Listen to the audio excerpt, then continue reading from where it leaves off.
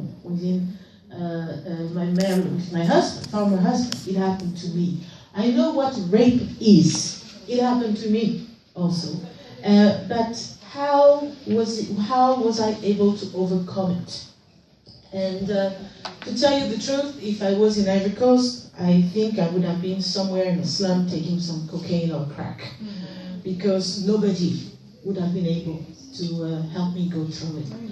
And thanks God, I was in countries where they had the infrastructure and the facilities to address such a problem, and so that you can deep inside of you and take what you have the best and make it, you know. And of course, I have realized, and I was talking to Matika before, and I said to her, I said, yes, being educated. She asked me how did you make it? I said, I had no choice. The only choice I had was to make it in life. Period. That's how you overcome it. And you make it, and the only way you can make it is either you have your business, or if you don't have your business, you better go somewhere to have a training, so that you be independent financially.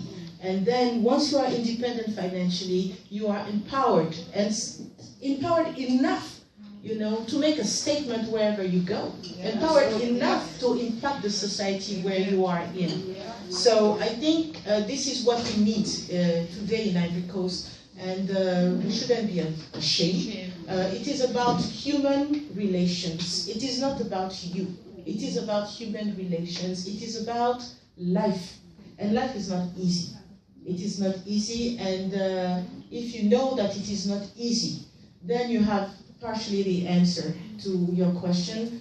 But the most important thing to know is that life is beautiful, and because it is beautiful, it is not easy, and you have to fight.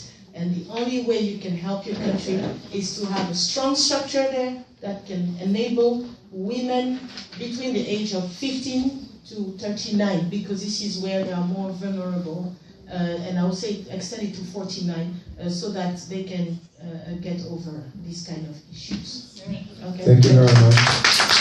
Experience as an educator, grant writer, and an international community advocate. She works and advises on issues that are wide-ranging, including country-specific and thematic human rights issues, democracy and governance, humanitarian assistance, protection of civilians, women, children, gender issues, and much more. Ladies and gentlemen, please help me welcome Ms. Miriam Brent.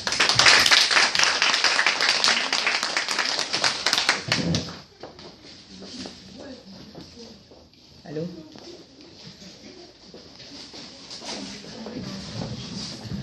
Good afternoon. I'm honored to be here and to support La Tendue. And it's a great organization. It's a humanitarian organization, and it's a ministry. It's not only just being around people, helping people. It's a ministry. Each time you're trying to help the human being, it's a ministry, and it's also a blessing. And the blessing is more than being rich. When you bless, God can take you from some difficulty. And I see La Tendue not like an organization, but a ministry. And I'm honored to be able to be part of that ministry. Okay. Now we're going to come back to domestic violence. I am very thrilled to be a part of such a beautiful team and such a knowledgeable team on the subject of gender. When Rose talked about her experience, Layla talked about her experience, I had tears in my eyes because I was listening to them, and she talked about the social trend, the social norm in Africa, in Ivory Coast, where I'm from. But we can say that we are the children of abused women. 90% of Ivorian are abused children from domestic violence. Our mothers went through domestic violence. So we are the living witness of domestic violence. So, that said, Abby asked a question about how you leave your husband when your partner, when he's abusing you. So, I've seen my mom abuse so much, but I told myself that I'm not going to marry an African man. Not because I don't love them, but I see them like my brothers, not my husband. Because I will be divorced so many times. Okay? Because I saw my mom, I didn't want to be like my mother. So I didn't want to be in an environment where I'm being abused physically, psychologically, everything. Financially and everything. So I thought myself, maybe to help all the women in the world are being abused, they're in an abusive relationship. It can be a friendship, boyfriend, any kind of relationship, even between friends. Sometimes we abuse each other, verbally and everything. So we have to be able to empower ourselves. So my component of the work today is the empowerment of the woman. When Rose said that the woman thinks that she's in a perfect marriage, and she wants her friends, her family, to think that she's in a perfect marriage. So she won't tell. She won't reach out to the community awareness and advocacy to say, I'm being abused. And that is very important. I think us as a society, as a woman, as a man, so we cannot stop domestic violence without teaching our children, our male children, our fathers, our brothers, and our husband. Woman has the power. You can tell your husband, do not scream at me or do not abuse me. You can say that. That's also an empowerment. We have to, when she said the perfect marriage, I said yes, because you don't want to go there. You have your cousin that are married, you have your friend that are married, they're also showing that they're in a perfect marriage, but down in the house, they're being abused. And they don't want to say, nobody want to say that I'm being abused by my husband, but everybody want to show the perfect face. So we all being, traumatized and walking like a dead people walking around. So we have to inform women about available resources that facilitate and encourage a community level response. If we can share our own, if we can share, Leila shared, and Rose share her own, if we can share to our sister, she's saying, your husband is very nice. You don't live with me. How do you know that my husband is very nice? He can be nice of you. He can do nice things. It's not because people who abuse the spouses are not nice. They just have a mental problem. Somebody who abuses another human being has a mental problem.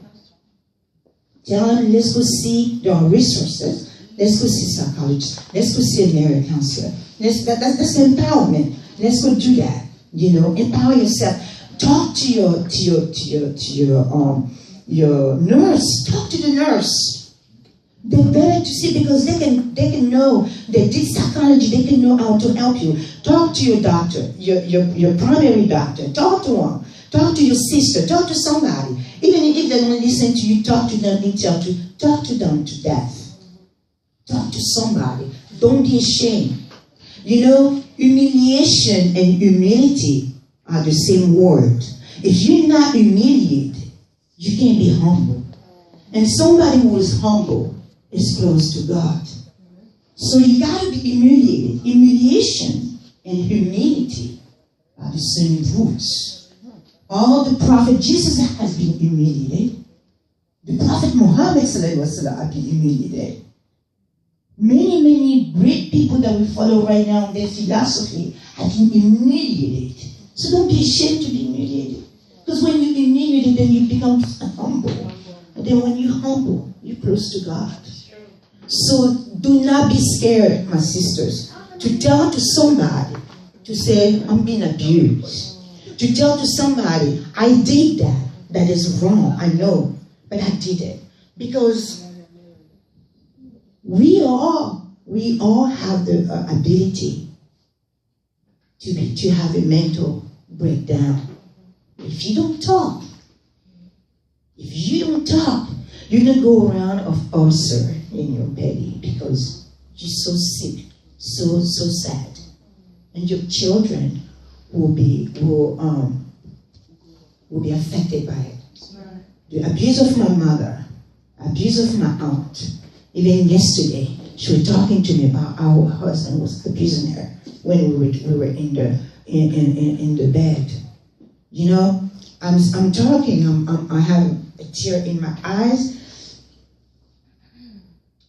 because it's even said in our culture to tell you how the abuse, the sexual assault, the rape, everything that leaders were saying, that Rose they're saying. It's said in our culture that when a woman suffers for his husband, then his children will be blessed.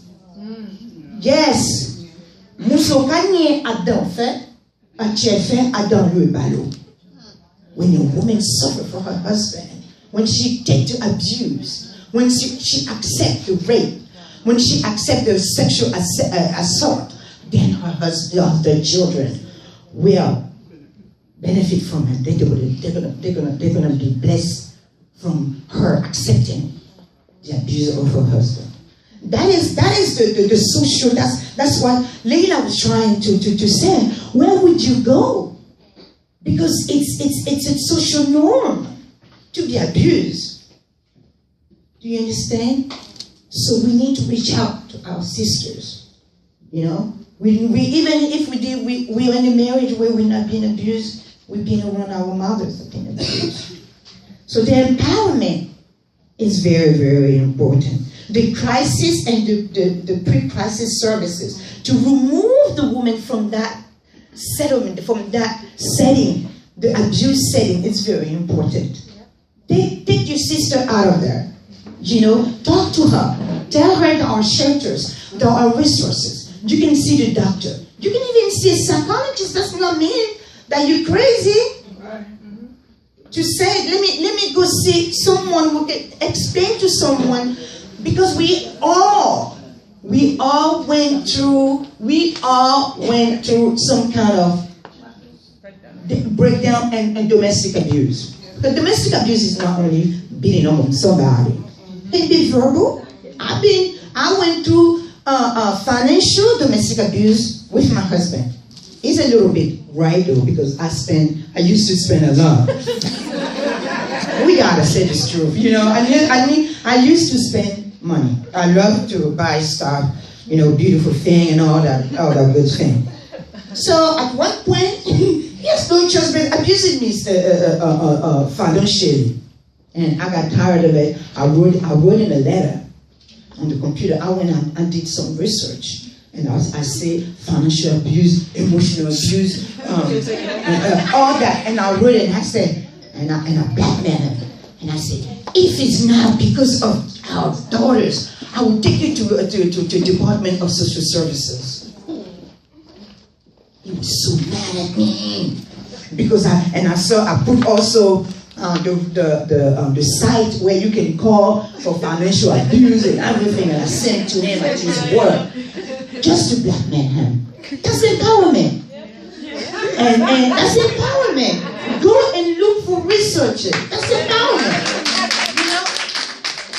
And then I told myself, you know, the guy's right. He's paying this, he's doing this, he's doing that.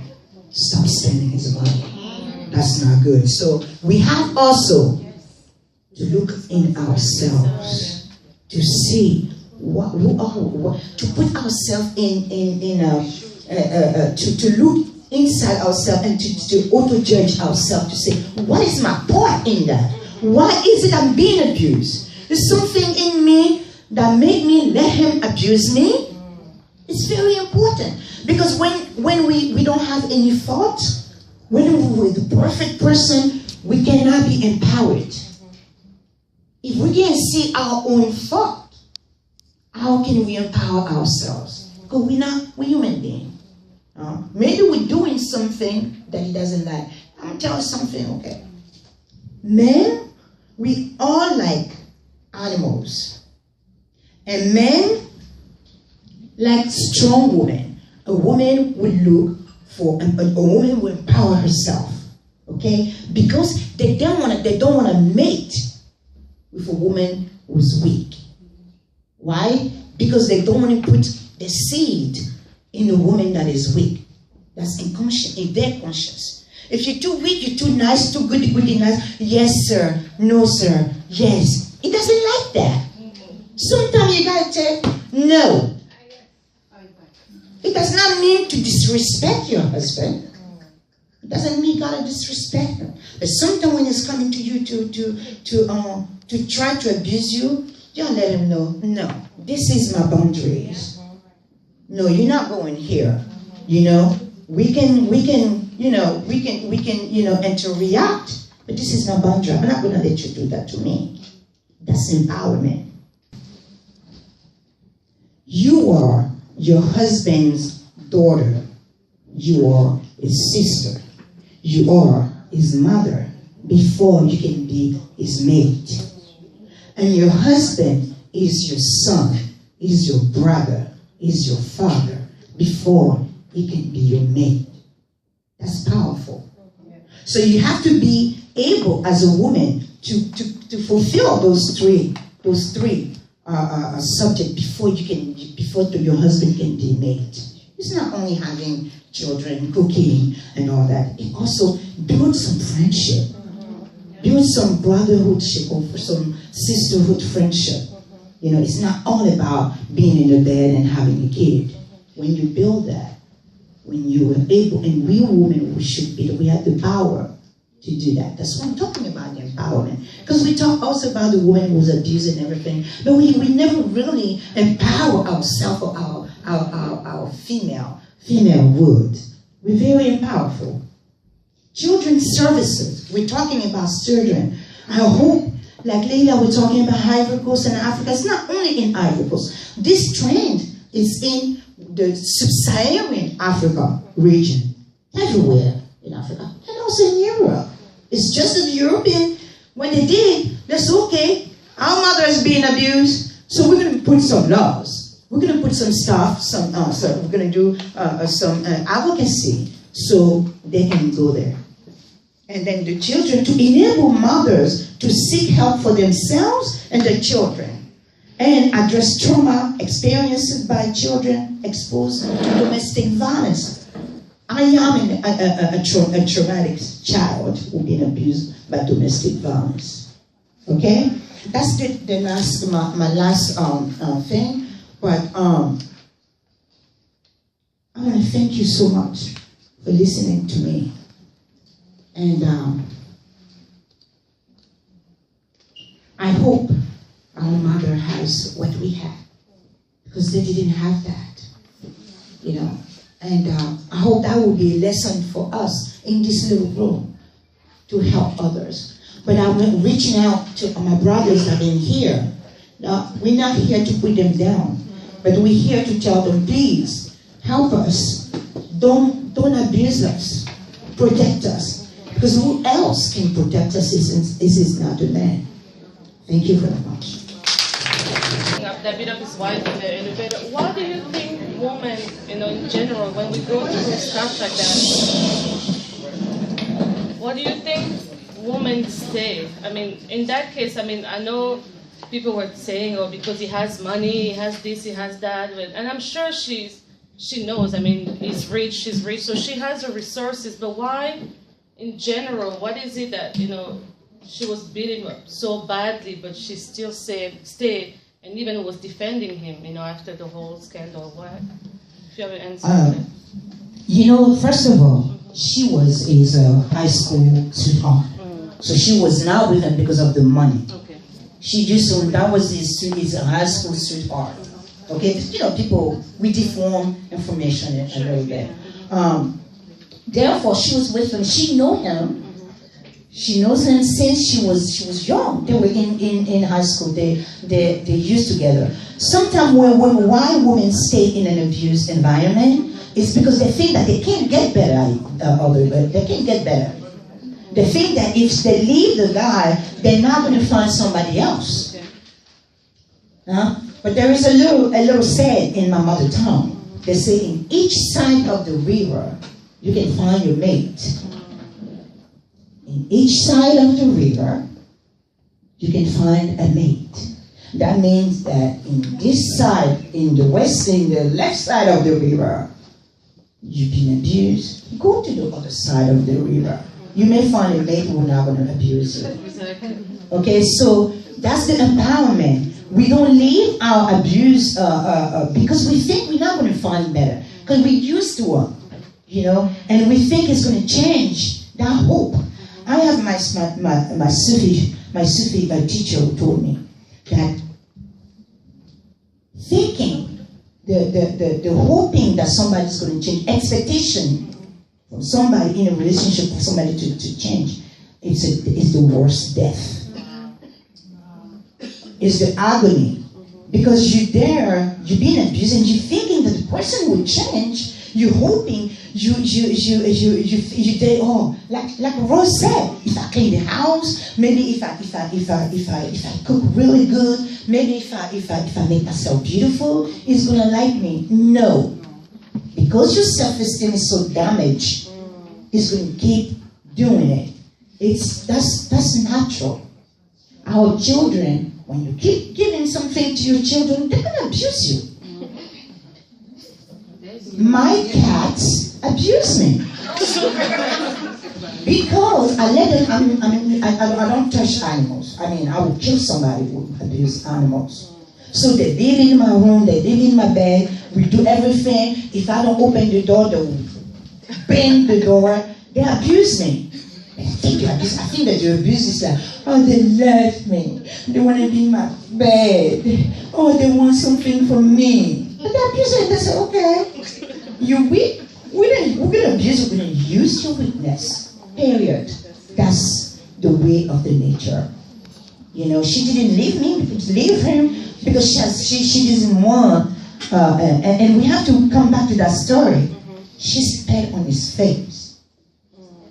Okay? And they were talking, and she spit on her face. If you spit on your husband's face, he's going to punch you. That's what I'm talking about, respecting our husband. You can say things, but don't spit on his face. Both were wrong. Both were wrong. So sometimes, that's what I said. We have to see ourselves.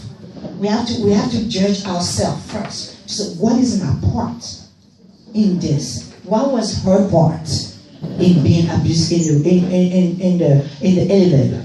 You don't spit on somebody's face. That's the worst, that's the worst thing you can do to your husband, to spit on his face, or to your wife. Gone through it, or who has gone through it, or know someone who has, they can take away from it something by the end of this. Our next speaker is Miss Marquita Smith. She's a family coordinator at the Metropolitan Educational Solutions, where she assists the District of Columbia with maintaining housing for previously chronically homeless families.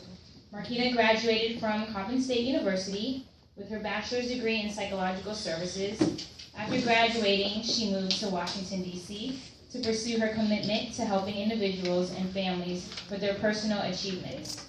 Her initiatives to help at-risk youth and their parents by mentoring and holding monthly workshops to help navigate their personal goals by employment training, housing assistance, and etc.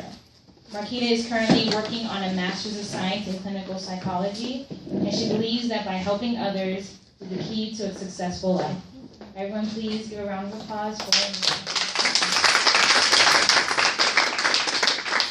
Thank you. Good afternoon, everyone. I would like to say I'm very happy to be here this afternoon to share with you my experiences working with clients who were referred to our program for a variety of reasons. Some which were due to going through hardship. A lot of times I've seen with the families, the women in particular, were referred due to being displaced from their home, due to precisely domestic violence.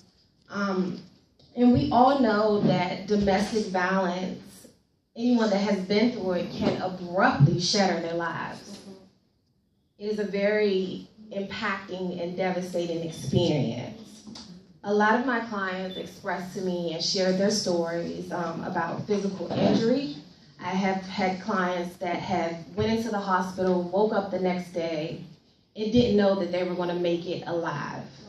I've also had clients who come to me that have lost their property. Their husbands have put them out the house, put the children out because they have a new girlfriend that they want to be with now.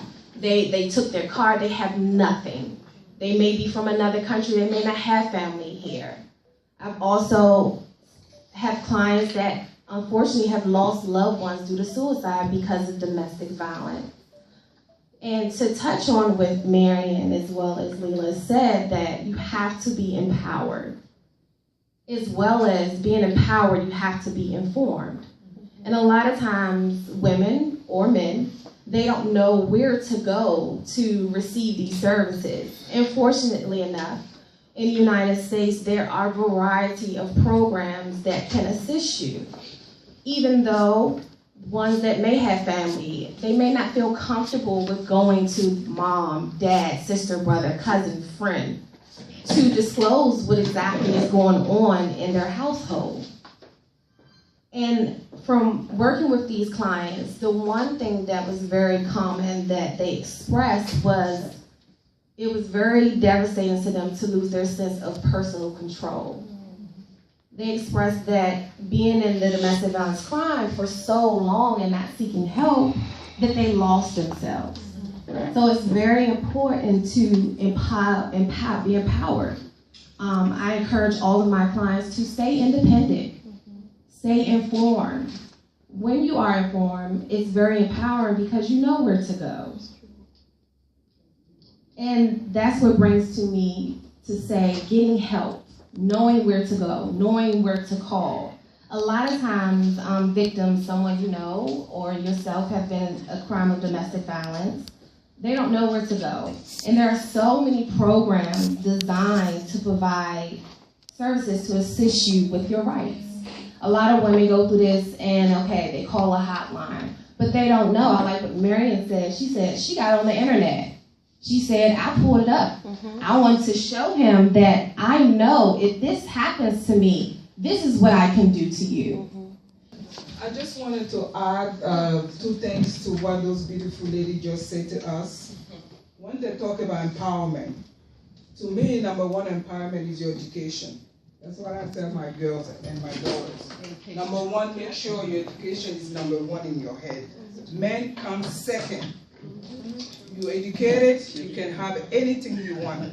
You have your freedom and you can speak anywhere, anytime you want. And number two is always, when you have a man, let him know, nobody put their hands on me. I told my girls, I told their boyfriend, I'm not being abused in my house. My husband never put his hand on me, and I'm not going to let any man put their hands on my girls. Let them know. Because if it happens once, it's going to happen twice, it's going to continue. Any abusive man will never stop. So don't think that today I did it because you hurt me, you make me feel bad. He hit you and he say, I love you. That's bullshit.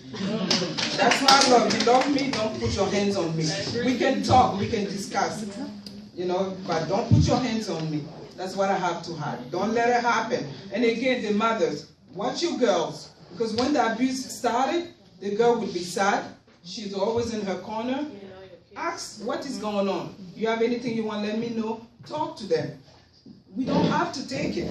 It doesn't have to happen. It's not love. You love me, you're not going to let me suffer. You never want to see me cry. So don't let it start. It start with never end. Always keep that in your head. It's true. Thank you for just kind of educating on the resources. I think a lot of times the women, the abused woman doesn't know these resources at all. It's an Indian community. We're very lucky to live in America and have those resources. And I'm glad sometimes it's just knowing where they are, and that's the key. And just thank you for that because, I mean, once she's right, empowerment, education is the first step to empowerment. And you get educated by knowing the resources. and he can be able to go, try to attain those resources and break free from the violence itself. So I thank you for that. The statistic is for African women of African background. You have a statistic of like the abusing of women of African background from DC, Maryland, Virginia. Definitely higher in their country versus in the United States, because there's so many outlets here in the United States, unfortunately, that Africa does not have. So the domestic violence rate is extremely lower. So the African women, we have more resources in here. Sometimes we even use too much the resources. Voilà, Madame Pepita Kragbe, voilà, bonsoir. Bonsoir. Voilà, alors nous venons vous venez de terminer votre événement, la table ronde que vous avez organisée, disons pour célébrer les festivités de la Journée internationale de la femme, une table ronde qui s'est axée sur les violences faites aux femmes. Au moment où cette table ronde vient de prendre fin, est-ce que vous avez un mot à l'endroit de tous ceux qui ont participé, mais surtout un appel à lancer à vos sœurs, parce que c'est un message? Tout d'abord, j'aimerais remercier Nabo News encore d'être toujours là quand nous avons besoin de lui. Même quand nous n'avons pas besoin, il est le premier à nous appeler quand il entend qu'il y a une organisation ou une manifestation dans la communauté. Oui, c'est cela. Merci à Nabo News. Il n'y a pas de quoi. Là, quant à l'événement, vraiment nous sommes satisfaits. Nous sommes satisfaits pour une première. Ça a été, l'appel a été bien lancé. Tout le monde a répondu. La salle était pleine de femmes qui avaient soif d'apprendre, de savoir qu'elles ne sont pas seules, que dans toutes les maisons il y a eu plus ou moins un petit moment d'abus que nous prenons et que franchement pas que nous devons nous révolter, mais comment est-ce que nous devons faire pour ne plus qu'il y ait ce genre de fléau dans la famille. Et les panélistes ont été superbes. Je vous dis que c'était très émotionnel. Il y a eu des pleurs parce que tu t'assois, tu as un problème, tu t'assois, tu bois et tu ne sais pas qu'autour de toi il y en a plus, même pire que ce que toi tu as. Bien sûr. Donc vraiment l'événement a été satisfaisant et vive cette année et vive l'année prochaine. Merci beaucoup. Avec des sujets vraiment poignants pour que nous apprenions tous de... Avant de vous laisser partir, il y a quand même un regard vers nos sœurs qui sont quand même au pays, parce que lorsqu'on a écouté vos panélistes, il y a quand même ici des structures qui sont adaptées, disons, pour ces cas de personnes qui sont, je dirais, violentées, ce qui n'est pas surtout le cas en Afrique. Est-ce que vous avez un regard? Qu'est-ce que vous voulez, quel appel vous voulez leur lancer, quelle proposition pour que ces femmes aussi qui sont là-bas et qui, disons, souffrent aussi de ce fléau, puissent, voilà. Vraiment merci pour cette question poignante. C'est vrai que en Afrique, tout ce dont nous avons parlé aujourd'hui est tabou. Alors en Côte d'Ivoire, d'où je viens, j'aimerais quand même que le gouvernement établisse des moyens, mettre des moyens en vigueur pour pouvoir venir à l'aide à ces femmes battues. Ici, par exemple, nous avons des maisons qui les accueillent avec leurs enfants, qui leur donnent des conseils, qui les aident à se replacer au cas où elles sont vidées de leur maison par leur mari. Et vraiment, nous leur demandons de prendre ce problème-là très au sérieux. C'est pas seulement à la maison. Au travail, il y a l'harassement sexuel parmi les jeunes, dans les lycées, dans les collèges, dans les écoles primaires, que ce soit les instituteurs, que ce soit les enfants entre eux-mêmes, ça existe. Donc, il faudrait que vraiment le gouvernement prenne des mesures.